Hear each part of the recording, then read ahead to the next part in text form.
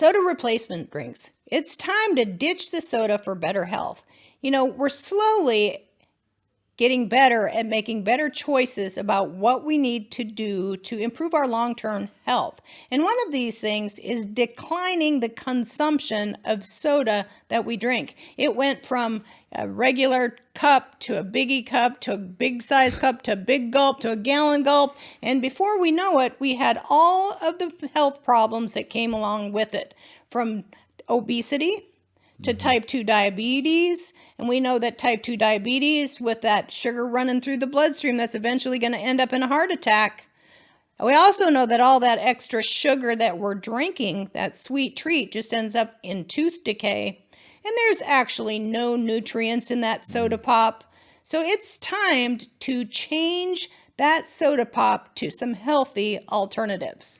Well, you're right. There's not one solitary constructive thing about soda, and we know the sugar in there, but then we also got to think about, you're just drinking calories. What about diet soda? Well, that's just worse, because some of the ingredients in chemicals there, can sort of blend themselves into formaldehyde, which is used to preserve dead people.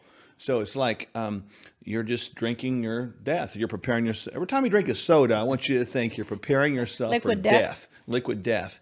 But thankfully, there's been a lot of transition now with awareness to get away from that and to have sort of alternatives to sodas. You have all these different waters out there, some flavored waters, sparkling waters, yada, yada, yada.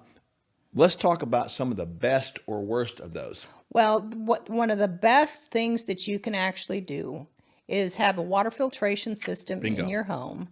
And you can actually cut up pieces of fruit, whether it's watermelon, whether it's lemons, whether it's limes, whether it's mangoes, whatever you want that water to be infused with. And you can put it in the water, let it sit for 15 minutes or so, and pour it off, add some ice, and have a cool, refreshing drink. Now that's a little bit away from that bubbly. It's not going to give you that and that fizz that drinking soda pop is going to do, but that's the first sure way to have clean, pure water with a little pop of flavor. Well, and why are we talking about a filter at filtered water? The sort of the way the city waters and county waters are supposed to be maintained, they're supposed to filter stuff out, but they don't, right? We know that there has been multiple studies that have indicated that there's been statin drugs, birth control, other chemicals within water, fluoride, that's at levels that are not necessarily in their amounts harmful, but you put them all together, could it be harmful? So I think that a filter is good. You could get one to put in your house permanently, or you can get some of those portable filters you can travel with. Yeah, that's very good. And then some of the flavored waters, out there, like the ones with the bubbles in them. I won't say any brands, but you get my point. Those are pretty good for the most part. Well, you probably want to turn the label over, look at what the additives in it are, and see if it's asulfame versus stevia. That's right, because a sulfame would not be as good as stevia. And there's all these little things you got to look for.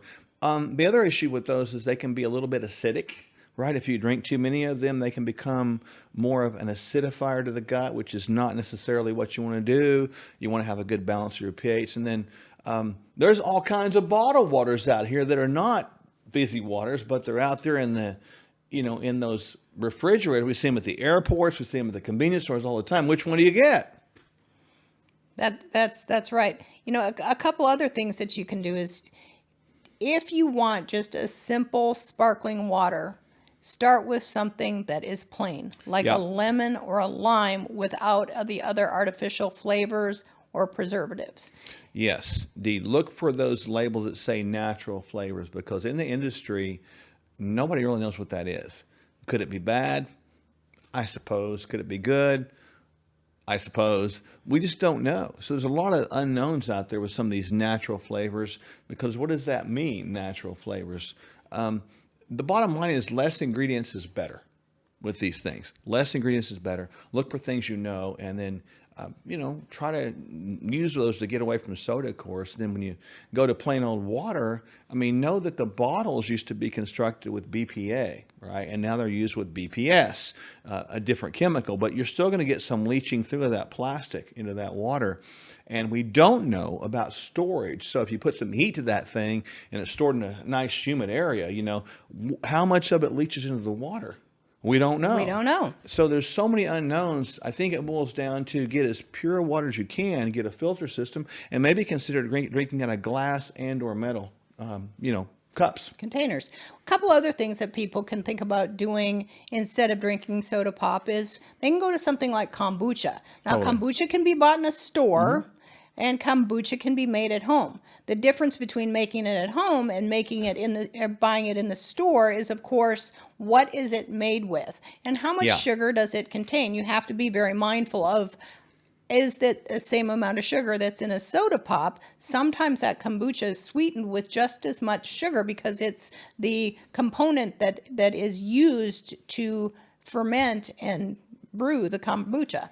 Yeah, well, whatever we drink, we need to understand we've got to get water because the body is 65-70% water as it is. So make sure you drink the water and remain hydrated, and make sure you get good sources. You can have other things like teas without tea is a great sugar, one. coffees that are actually good, like mold-free coffees, like our Kingdom Cup right there is good to have. What about coconut water? Coconut water would be okay. With all it's got some nutrients in it that are unique. You just got to be careful with the labels. Electrolytes. Read the labels, make sure there's no added sugar, make sure there's no chemicals on there you can't pronounce. And if you just kind of follow that rule as a general rule of thumb, you'll be all right. So we've talked about water, different types of water, different ways you can replace soda with different types of water. How many ounces of water should an individual drink in a day? As a general rule, somewhere between 60 and 80 ounces a day. Now, that varies with the amount of lean body mass you have. So, just don't get out there and say you got to have a gallon. It's all dependent upon your activity level, what you do, how much you sweat, where you are in life, the climate around you, etc. But try to get between 60 and 80 ounces of good, clean, non-ingredient, non-negative water, and you'll be more good for the wear. Because water does a body good, doesn't it? Water does a body good. You want to eat your calories, not drink them. So keep it clean, keep it pure, keep the calories low. You'll be surprised who's had cholesterol problems. Coming up.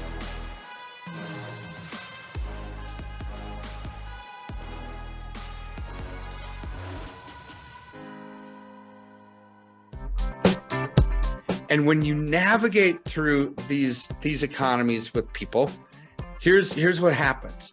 We want to hold their hand through it, let them know when it's time to buy, sell, reallocate, get out of Dodge. Because a lot of times when you're struck with fear does two things. Number one, it can paralyze, and people just put their head in the sand and say, I'm just going to forget about it and hopefully it gets better. Or it causes you to make a wrong decision.